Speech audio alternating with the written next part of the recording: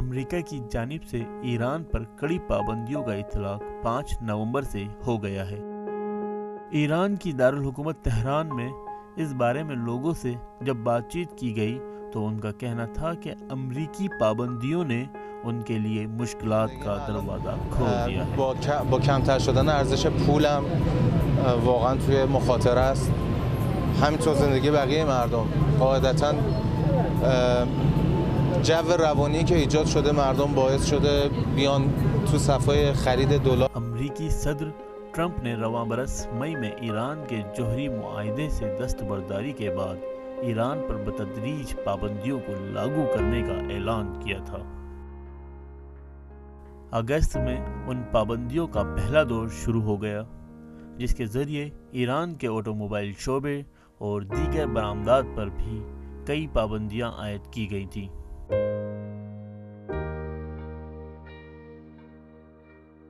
مانتو کفش که واقعا قیمت‌ها خیلی رفته بالا، واقعا میگم خیلی مردم سطح خریدش رو ندارن، اصولا چند برابر شده.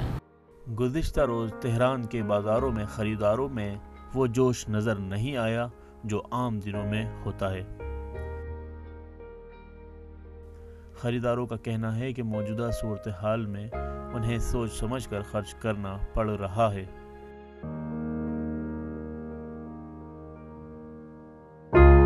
گرونی خب به هر حال تو هر خانواده‌ای برای هر شخصی تاثیرگذار هستش، تاثیر خوب منفی داره.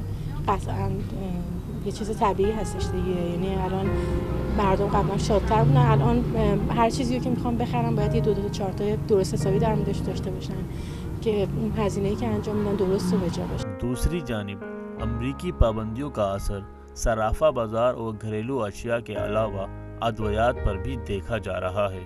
خیلی فرق کرده، 80% فرق کرده. دلار که رفته بالا 80% دارو همه دارو فرق کرده. من دارو خودم نمیتونم بگیرم، من 2 ماه دارو خودم نخوردم به خاطر که ندارم بخرم.